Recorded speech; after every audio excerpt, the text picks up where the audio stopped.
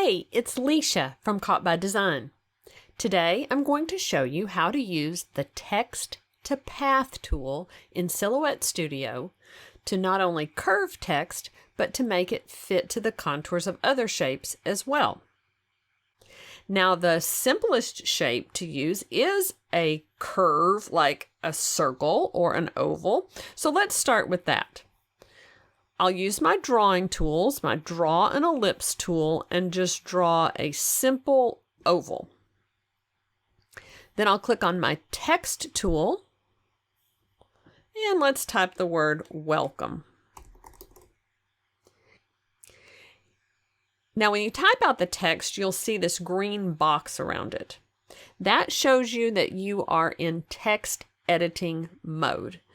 When you're in text editing mode, you can change the font, you can change the line spacing, the character spacing, just any number of things, because it is still text. But when you're in text editing mode, you'll also see this circle with a four-pointed arrow. That is the point that you will position on the shape to get your curve or, whatever shape you're manipulating the text around. So I'm going to show you. Let's click on that and let's move it up until it touches the shape, and you'll see it kind of snap there and the text begins to curve. Now, this text isn't very large, so I'm going to make it just a little bit larger so you can see. Now, as I said, it is in text editing mode when you see the green box around it. However, if you try to change the font or the font size, it won't change what's already there. The only way you can change what's already there is to click on it once and get the gray box around it. If you do that, you can change the font. I'm going to use LW Darling. And you can also change the size. Let's go with 144. Now, if you double click on it, you'll get back to where you have the green box around it and the little cursor there. So you can slide that around your shape. And you can also move it above the curve or below the curve. So see, there's going above it. And now let's go below it. Now, I used the quick access toolbar a moment ago to change the font and the size. But if you want to change the spacing, then you need to go into the text style panel. It's where this A is with a little bar after it. So if you open that up, you'll see all these different options here. The line spacing, the character spacing. You can change kerning, but we usually don't mess with that a lot. So I can move these sliders. Now, we only have one line, so the line spacing isn't going to do anything. But let's change the character spacing and move it just a little bit further apart. And then we'll need to curve that back around here because our letters are so large. Whoops, now see, it's not snapped. You've got to keep it on that shape. Now see, when I try to do that, I can't get it nicely centered because right here there's an overlap. That's because my font is too big. So let's make this font a little smaller. Now, remember a moment ago I told you that you would need to get the gray box around it if you want to change what's already there. But if you don't want to use the gray box, there is another way. So let me just undo that. If you want to adjust what's already typed out, but you see the green box, you can highlight that and then change your text size or your font, and it will adjust it. So let's get this to where it looks nice. Okay, let's double click on it, get our little cursor back, move it here.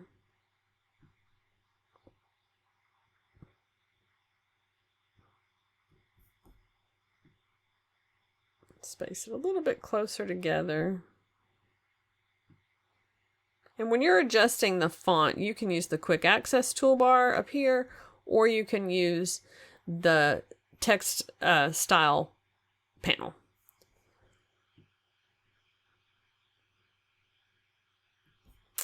I want to change that somewhere between 72 and 144. So I'm going to highlight it, and I'm going to go over here and I'm just going to say 100. And that's starting to look a little bit better.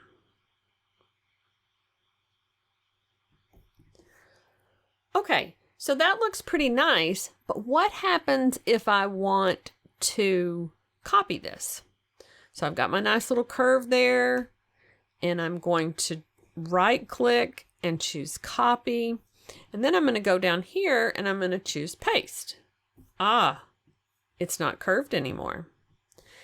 That's because while it is editable text, while you can still see that green box, if you move it anywhere off that shape, you're going to lose the curve. So when you have your text like you want it, and I think we need to space that out just a little bit more so our letters don't touch. I'm not really going to cut this, but I still want it to look right.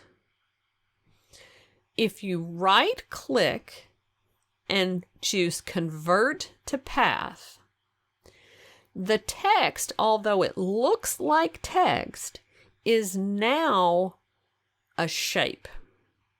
So if I double click on it, I'm not ever going to get that green box again. For that reason, if I've got a lot of text, if I've got a long line of text or a lot of names or something like that, I will usually keep an editable copy over here in the gray holding area. Now, before I converted to path, this ellipse was gray. That shows me that it is not going to cut. So if I hadn't converted to path and I just sent it straight to cut without moving it off of that oval, the oval would not have cut. I'm going to do undo so you can see what I mean. Okay, right now the text is editable and the oval is gray. So let's look at it in the send panel.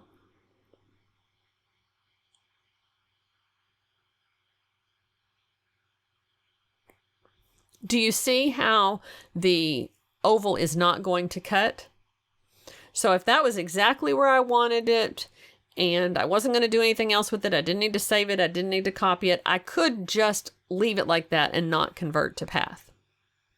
However, when I convert to path, and let's fix that spacing again, it just bugs me.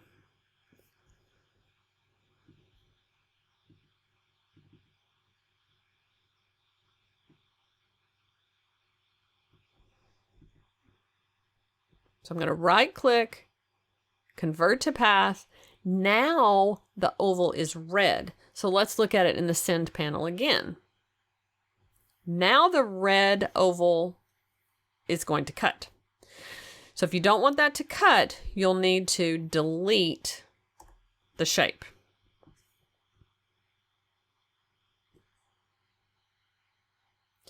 Now, like I said, you can curve text to other shapes as well.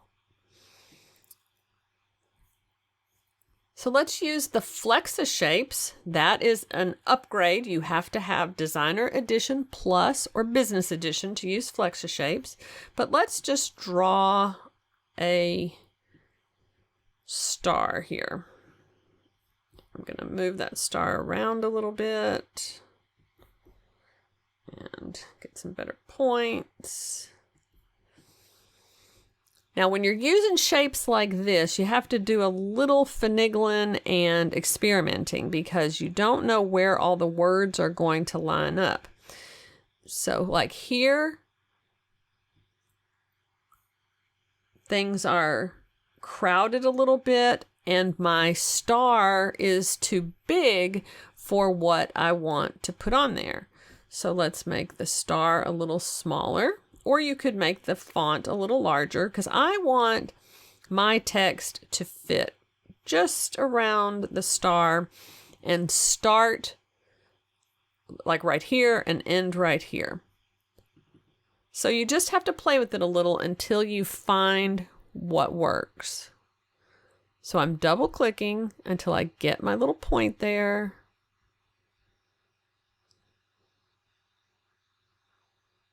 And that's getting a little bit better. I could also,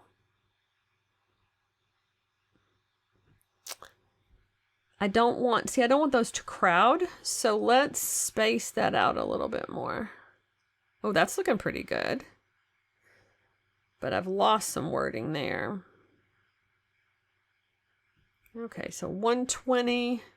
Sometimes you have to actually type in the numbers just to experiment a little, because it may be when you use the arrows, it goes up by 5% increments, and you may need it a little more exact than that. Let's try 128.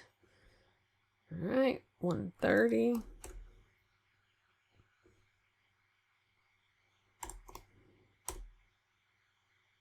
Okay, that's pretty good right there. Now, I want to position this to where it starts right there. And see, you just have to play with it and get it the way you want it. After you've done this, you can actually convert that to a path, and then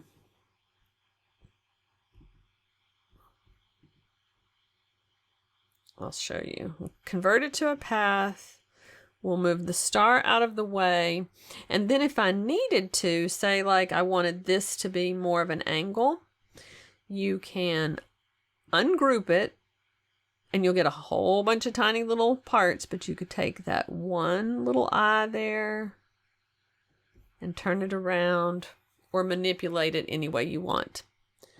The same way that I drew the star, I could also just draw a curve.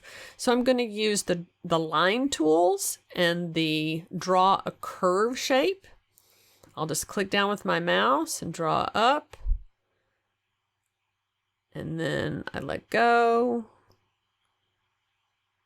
And every time I let go, it lets me come with a different curve.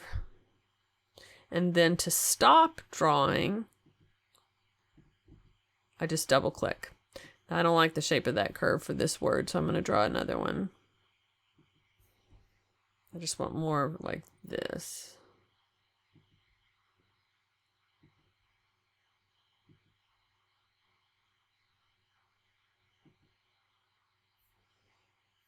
Oops. We don't need this one. So I'll double click on this and I will move that down until it's like I want it.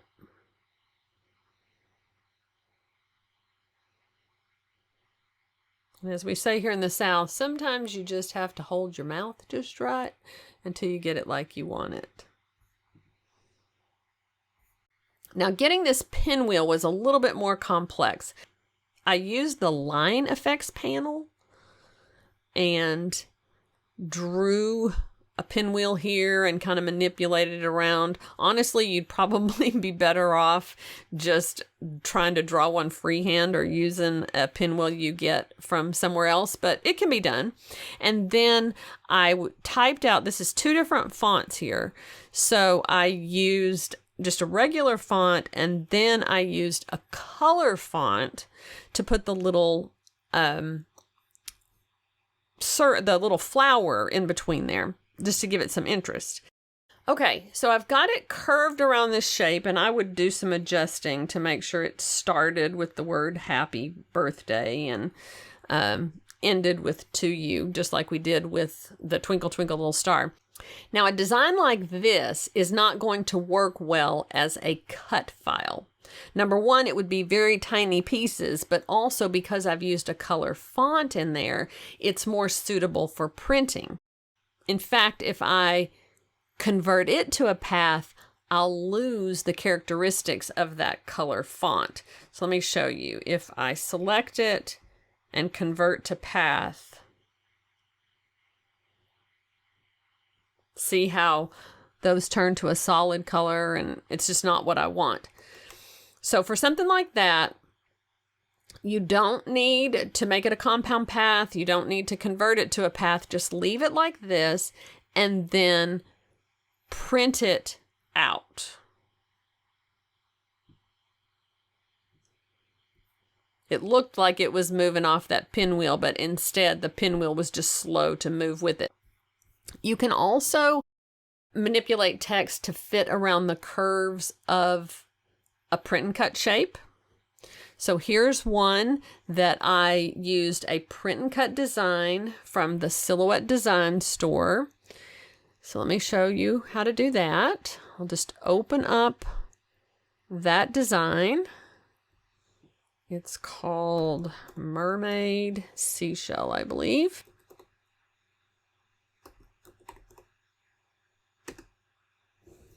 And here it is. So I'll double click on that. And then I stacked these together and I removed the cut lines because I wanted to make it all one solid design there. And you would want to draw some new cut lines unless you were just going to print it like we did with the pinwheel, because the cut lines for the print and cut is going to be around just the shape.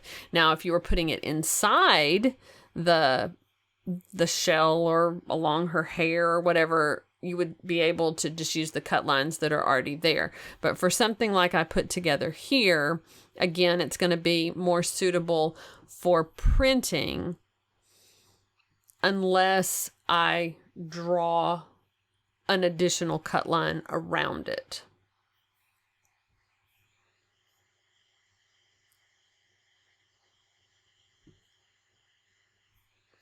So let's just double click on that and use the four-pointed arrow to move our text.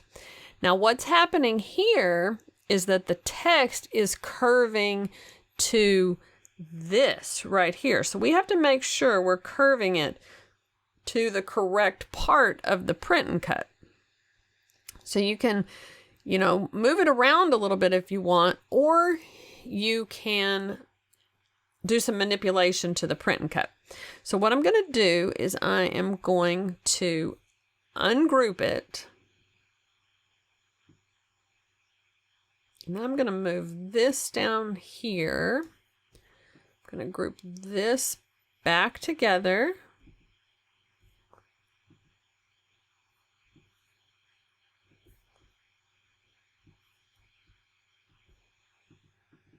And I'll double click on that text and snap it to the shape. Right now, that shape is filled with white. Move that transparency so you can see, so the white of the mat doesn't interfere with it. So if we take the white background here and move it to the back, we'll be able to see our text. Now, I don't want that like that. I need to play around with it a little bit more.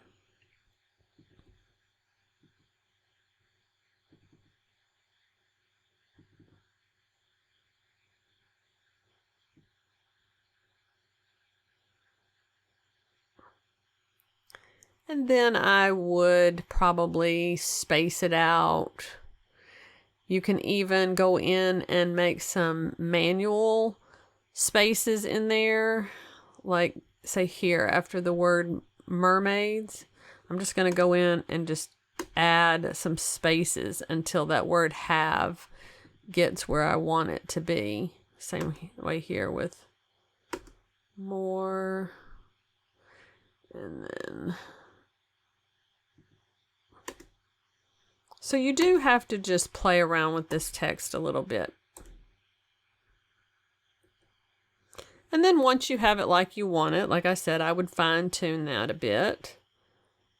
You can just move your print and cut back into place and align those where they need to be.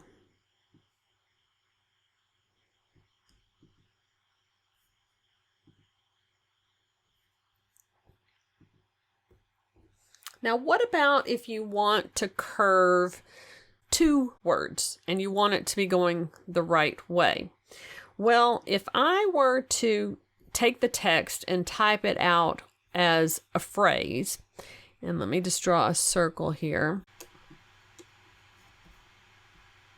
If I try to use the text to path tool for the entire phrase, here's what's going to happen.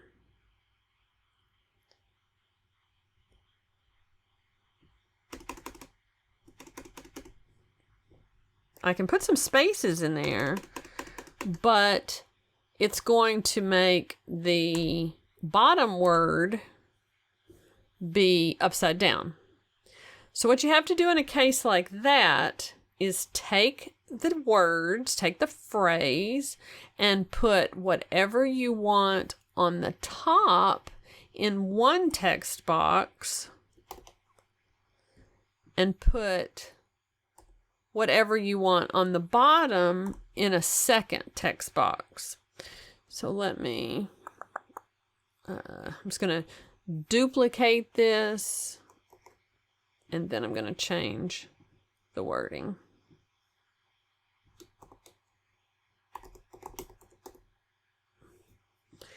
So then I can take the text boxes separately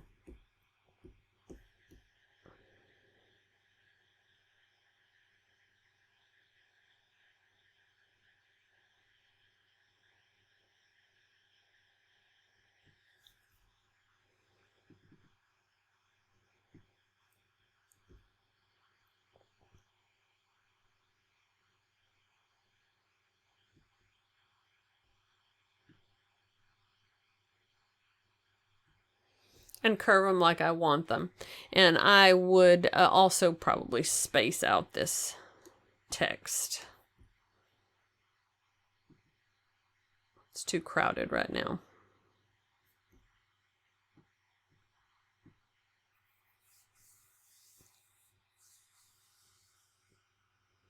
One last thing to remember is if any part of your design is supposed to be just printed and not cut, like I did with the thinking of you words, I curved them and then made them part of this print and cut for a card.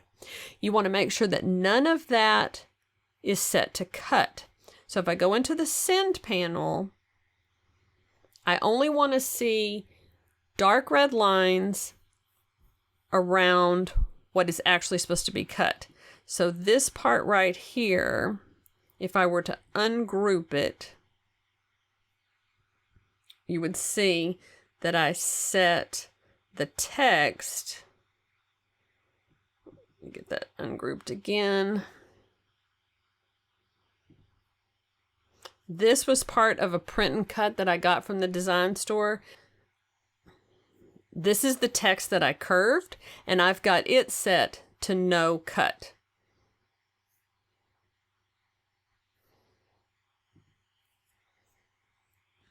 You don't want to see this. You want to see this.